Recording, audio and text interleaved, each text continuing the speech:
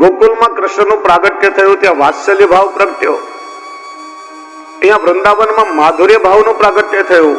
જેટલા વ્રજ ભક્તો એટલા સ્વરૂપ કૃષ્ણે ધારણ કર્યા, પોતાની પરમાત્મતા પ્રગટ બતાવી છે. કૃષ્ણ જેમ બ્રહ્મ છે તેમ પરમાત્મા છે, અને આપણે બધા જ કૃષ્ણ પરમાત્માની આત્માઓ છીએ, જીવાત્મા છીએ. રાસ એટલે જીવાત્મા અને પરમાત્મા વચ્ચે રમણનો ઉત્સવ છે. એટલે તો ગોપીઓ કહે છે, નખલુ ગોપિકા નંદનો ભવાન અખિલ દેહી નામ અંતરાત્મ દ્રુક.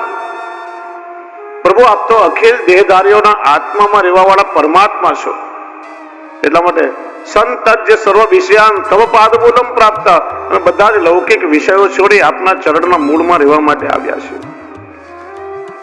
પ્રભુ, એવું નહીં સમજતા કે મેં વિષયાસક્તિથી આપને પ્રેમ કરીએ છીએ. અમે તો આત્માની જેમ આપને ચાહીએ છીએ. એટલા માટે શ્રી મહાપ્રભુજી આજ્ઞા કરે છે, રાસ એ આત્મરતિનો સૌથી મોટો ઉત્સવ છે. અંતરમાં બિરાજેલા પ્રભુને આપણે માણીએ છીએ. પરીક્ષિતની શંકા દૂર થઈ છે. ભગવાને વિચાર્યું, જે સ્વરૂપાનંદનું દાન એમને દેવું છે, એ જીરોબાનની એમની પાત્રતા છે કે નહીં? જો પાત્રતા નહીં હોય તો રસને જીરવી નહીં શકે. એટલા માટે 10 શ્લોકમાં ભગવાને એમની પરીક્ષા કરી છે.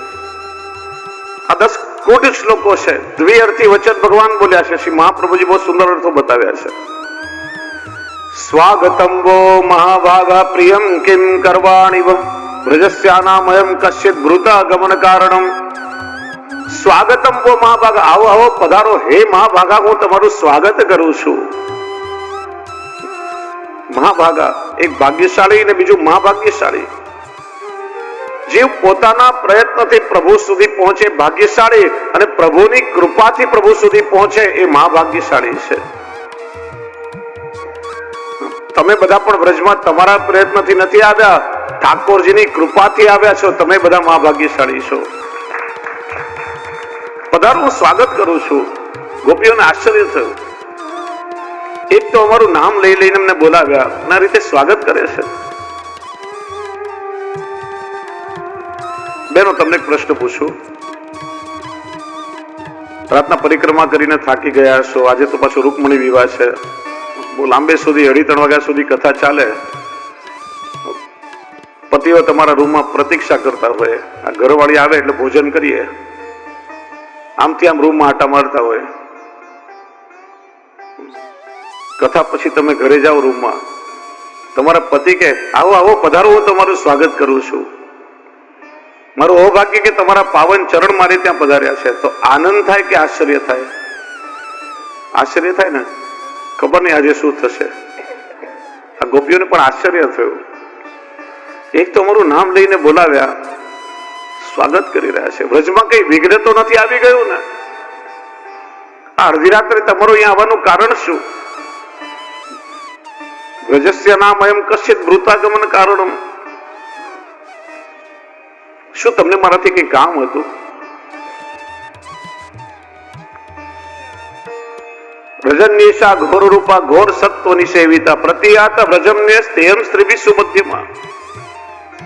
તમે જો એમ કહેતી હો કે મેં વ્રજમાં વિચરણ કરવા આવ્યા છે, આ કઈ બાગ બગીચો નથી, આ ઘોર વન છે. હિંસક પશુઓનો ભય પણ હોય. એકલી સ્ત્રીઓ આ સમયે ના રહેવું જોઈએ. પાછા ઘરે જાઓ. જો એક અર્થમાં તો કહ્યું સ્વાગતમ વો મહાભાગા, સ્વાગત કરો. બીજા અર્થમાં શું થાય? સુઆગતમ વો મહાભાગા, તમે બરાબર યોગ્ય સમય આવી છો. આ સમય મેં જ તમારા માટે નક્કી કર્યો છે. પ્રતિયાત વ્રજમ નિયસ્તેયમ સ્ત્રીવિષુ મધ્યમાં બે અર્થ થાય. પ્રતિયાત વ્રજમ ન ઇયસ્તેયમ, પાછી ઘરે જાવ અહીંયા ન રોકાવો. બીજો અર્થ થાય પ્રતિયાત વ્રજમ ન ઇયસ્તેયમ, ઘરે ના જાઓ, અહીંયા રોકાવો. 10 શ્લોકમાં પરીક્ષા કરી. 11 શ્લોકમાં ગોપીઓએ ઉત્તર આપ્યો. એ ભાગવતજીમાં પ્રણય ગીત કહેવાય છે. એમાં શુદ્ધ ધર્મી ભાવનું, પુષ્ટિ ભાવનું નિરૂપણ છે. કથામાં એટલો સમય ના હોય કે વિસ્તારથી એની ચર્ચા થાય. ભાગવતજીમાં એક સબ્જેક્ટ એવા છે કે જેના પર એક સ્વતંત્ર કથા થઈ શકે. યુટ્યુબમાં મારી ચેનલ છે દ્વારકેશલાલજી ગોસ્વામી અને વલ્લભાચાર્ય પ્રાગટ્ય પીઠ, 2 ચેનલો છે. અને જો સબસ્ક્રાઇબ કરશો, રાસ પંચાધ્યાયી, ગોપી ગીત, ભ્રમર ગીત, વેણુગીત, આ બધા વિષય પર અલગ કથા થયેલી છે. આ બધું એમાં તમને વિસ્તારથી શ્રવણ કરવા મળશે. ભગવાન એમને ધર્મ ઉપદેશ આપે છે. તમારા માતા પિતા શું વિચારશે? પ્રભુ બહુ ભોળા છે, મેં સમજાવી દઈશું. પતિની સેવા કરવી એ તમારો ધર્મ છે. તમારો પતિ ગમે તેવો હોય, દુશ્શીલો, દુર્ભગો, વૃદ્ધો, જડો, રોગ, ધનો પીવા, દુખી હોય, ગરીબ હોય, નિર્ધન હોય, જડ બુદ્ધિ વાળો હોય, રોગી હોય, વૃદ્ધ હોય, ગમે તેવો હોય, પણ પતિની સેવા કરવી એ તમારો ધર્મ છે. અને એનાથી તમને મુક્તિ મળશે. જો ધર્મથી વિરુદ્ધ જશો તો મુક્તિ નહીં મળે. માટે ઘરે જાઓ. વારે ઘડીએ ભગવાન ઘરે જવાનું કહેતા હતા. ગોપીઓ ઉત્તર આપે છે, પ્રભુ સાંભળવા તૈયાર નથી. અને ગોપીઓ પણ કઈ લૌકિક સ્ત્રી નથી, આ તો વેદની શ્રુતિઓ છે. પ્રભુની પ્રત્યેક કલ્પની લીલાનું જ્ઞાન છે. ગોપીઓ કહે છે કે પ્રભુ, અમે આપને એક પ્રશ્ન પૂછીએ. અમારા પ્રશ્નનો જો બરાબર ઉત્તર આપશો તો પછી આપ જેમ કહેશો અમે કરશું. એક ગામમાં એક પતિવ્રતા સ્ત્રી રહેતી હતી. એનો નિયમ કે દરરોજ પોતાના પતિની સેવા કરે અને પછી જ અન્ન જલ ગ્રહણ કરે. પતિની સેવા ન કરે ત્યાં સુધી ભૂખી તરસી રાહ જોવે. 2-4 દિવસ માટે પતિ બહારગામ ગયો હોય તો ભૂખી તરસી રહે, પણ સેવા કરે વગર જલ ના પીએ. એક વાર કોઈ વ્યવસાયના કામથી એના પતિને 6 મહિના માટે બહારગામ જવાનું થયું. હવે જો પત્નીને સાથે લઈ જાય તો ઘરમાં ઘરડા મા બાપ છે, એની સેવા કોણ કરે? બાળકોનું ધ્યાન કોણ રાખે? ઘરની વ્યવસ્થા કોણ જોવે?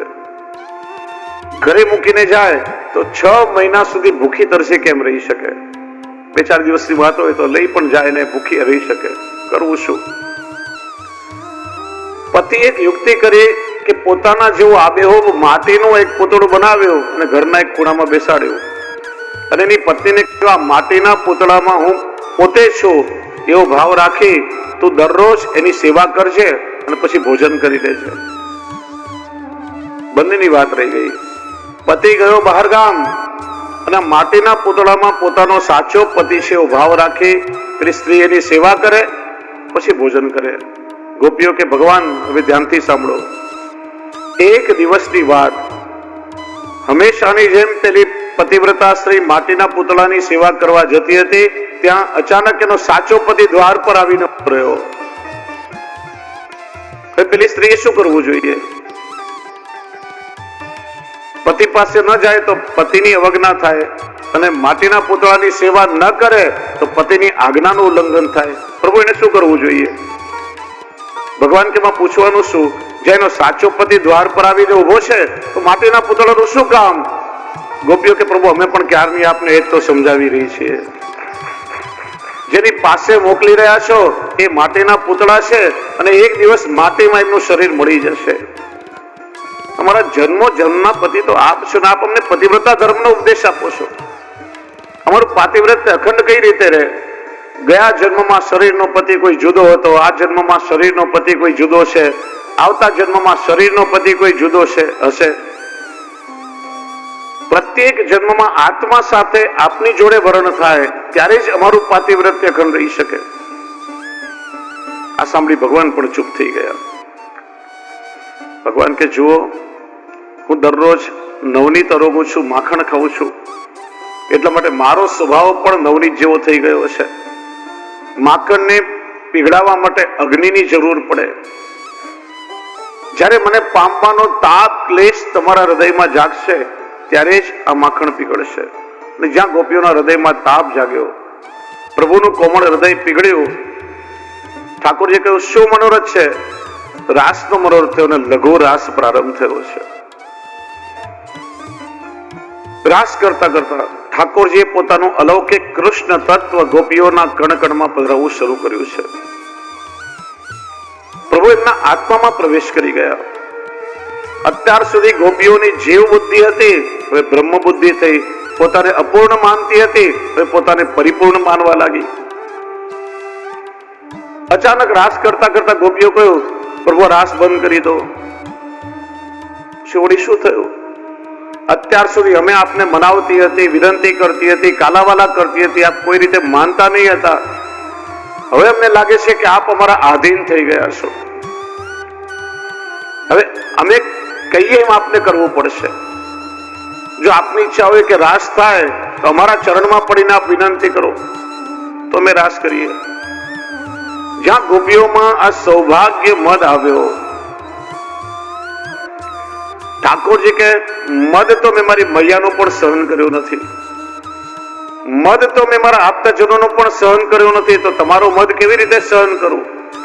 અને એ સૌભાગ્ય મદ આવતા તાસામ તત્ સૌભાગ્ય મદમ વીક્ષમાનં ચ કેશવ પશમાય પ્રસાદાય તત્રૈવાંતરધીયત.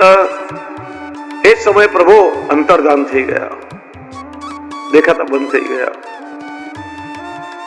ઠાકોરજી વિચાર કર્યો કે આ બ્રજ ભક્તોને જે રસનું આનંદનું દાન કરવું છે, ઘડો બન્યો તો છે પણ હજી પાત્રતા સિદ્ધ થઈ નથી. કાચી માટીનો ઘડો હોય, એમાં તમે પાણી ભરો તો બધું પાણી સરી જાય. ઘાટની સાથે સાથે અગ્નિમાં જ્યારે તપે ત્યારે એની પાત્રતા સિદ્ધ થાય છે. ઘાટની સાથે પાત્રતા પણ હોવી જોઈએ. પ્રભુએ વિચાર્યું કે જ્યાં સુધી વિરહની અગ્નિમાં ઘડો પકાશે નહીં ત્યાં સુધી એની પાત્રતા સિદ્ધ નહીં થાય. એટલા માટે વિપ્રયોગનું દાન કરવા ઠાકોરજી અંતર્ધાન થઈ ગયા છે. અને ગોપીઓની એ દશા થઈ કે પુષ્કળ ખજાનો મળ્યો હોય અને અચાનક હાથમાં આવેલું ધન બધું ચાલ્યું જાય એવી સ્થિતિ એમને થઈ ગઈ. પ્રભુ મળ્યા તો ખરા પણ હવે અધવચ્ચે છોડીને ચાલ્યા ગયા. કોઈ માણસને કઈ મળ્યું હોય પણ જેટલી પાત્રતા હોય એટલું માણસ જીરવી શકે, નહીં તો બધી ગડબડ થઈ જાય, રસાભાસ થઈ જાય. ઘણી વાર કહું છું, એક બહુ ગરીબ મજૂર હતો, આખો દિવસ પરિશ્રમ કરી 100-150 રૂપિયા કમાઈ લે. એકવાર એને 10 કરોડ રૂપિયાની લોટરી લાગી. પેલો લોટરી વાળો એને સારી રીતે ઓળખે કે આ બહુ ગરીબ માણસ, એને ક્યારે 1000 રૂપિયા ભેગા નહીં જોયેલા હોય, તો એને ખબર પડશે કે આટલા બધા રૂપિયા એને મળ્યા છે તો કદાચ નહીં જીરવી શકે તો એટેક આવી જશે. પોતાના એક માણસને બરાબર સમજાવી અને મજૂરની પાસે મોકલાવ્યો કે ભાઈ તું ધીરે ધીરે ના મગજમાં ઉતારજે, એક સામટું ના કહી દઈશ, ધીરે ધીરે સમજાવજે. પેલો લોટરી વાળાનો માણસ આવ્યો મજૂર પાસે, તને 10,000 રૂપિયા મળે તો શું કરે? 10,000 રૂપિયા? અરે મેં તો ક્યારે જોયા નથી ને, મળે તો શું કરે? હું એક સાયકલ ખરીદી લઉં, દરરોજ સાયકલ પર બેસીને મજૂરી કરવા માટે જાઉં. તને 1 લાખ રૂપિયા મળે તો શું કરે? તો પછી હું એક મોટરસાયકલ ખરીદી લઉં, આ ઝૂંપડામાંથી એક ઓડીમાં રહેવા જાઉં, બાળકોને નિશાળમાં ભણવા બેસાડું. તને 10 લાખ રૂપિયા મળે તો શું કરે? પછી એક નાનકડો ફ્લેટ ખરીદું, થોડુંક સુખ ચેનથી જીવું. 1 કરોડ રૂપિયા મળે તો શું કરે? પછી તો બંગલો લઈ લઉં, સારામાં સારી નિશાળમાં બાળકોને બેસાડો, એકાદ ગાડી ખરીદું, સુખ ચેનથી જીવું. તને 10 કરોડ રૂપિયા મળે તો શું કરે? એમાંથી 5 કરોડ હું તને આપી દઉં. એ સાંભળીને આવનારને એટેક આવી ગયો, હાર્ટફેલ થઈ ગયું, મને 5 કરોડ મળી જશે. એમ પાત્રતાથી અધિક કોઈને મળે ને એ જીરવી ના શકે. ઠાકોરજીએ પાત્રતાથી અધિક કૃપાનું દાન વ્રજભક્તોને કર્યું હતું, જીરવી ના શકી. મદ આવ્યો અને ઠાકોરજી અંતર્ધાન થઈ ગયા. ગોપીઓ વિચલિત થઈ, શું કરીએ તો પ્રભુ મળે? પ્રભુને શોધવા માટે નીકળી પડી છે. માર્ગમાં કોઈ વૃક્ષ આવે, પીપળાનું વૃક્ષ મળ્યું, આંબાનું મળ્યું, જાંબુનું મળ્યું. વૃક્ષોને પૂછે, અરે તમે મારા પ્રભુને ક્યાંય જોયા છે? કેટલાક વૃક્ષોએ હા કહી, કેટલાક વૃક્ષોએ ના કહી. નામ થયું જાન અજાન વૃક્ષ. આજે પણ ગોર્ધન જ્યોતિપુરાની વચ્ચે છે. પ્રશ્ન થાય કે વૃક્ષ તો વૈષ્ણવનું સ્વરૂપ છે, બધાને પ્રભુ સુધી પહોંચાડે, જાણતા હતા, ના કેમ કહી? એનું કારણ આપણા હૃદયમાં જ્યારે કોઈ ઉત્તમ ભાવ છે કે કંઈક ઉત્તમ અનુભવ આપણને થયો છે કે કોઈ ઉત્તમ સિદ્ધિ મળી છે, જેની તેની પાસે હૃદયનો ભાવ વ્યક્ત ન કરાય, નહીં તો પ્રગટગીય રસ જાય. સામેવાળો વ્યક્તિ પાત્ર છે કે નહીં એની ખાતરી કરીને હૃદયનો ભાવ પ્રગટ કરવો જોઈએ. અને એટલા માટે વૃક્ષોએ ના કહી છે. તુલસીનો વન આવ્યો. એક ગોપી કે તુલસી તો શ્યામ સંગીની છે, એ જાણતી હશે, આપણે એને પૂછીએ. બીજી કે તુલસી તો મને મારી સોતન જેવી દેખાય છે, એ થોડી બતાવશે, ઉલટો અપમાન કરીને કાઢી મૂકશે. ત્યારે ગોપી કે છે, ચલો સખી સોતન કે ઘર જઈએ, માન ઘટે તો કહા ઘટ જઈએ, પીએ કે દર્શન પઈએ. હરણ મળ્યો, કોયલ, જે મળે એને પૂછે ગોપીઓ, કોઈ બતાવવા તૈયાર નથી. પ્રભુ ક્યાં છે? વાડો વાડ ને એક એક ઝાડ ને ગોપીઓ પૂછે છે.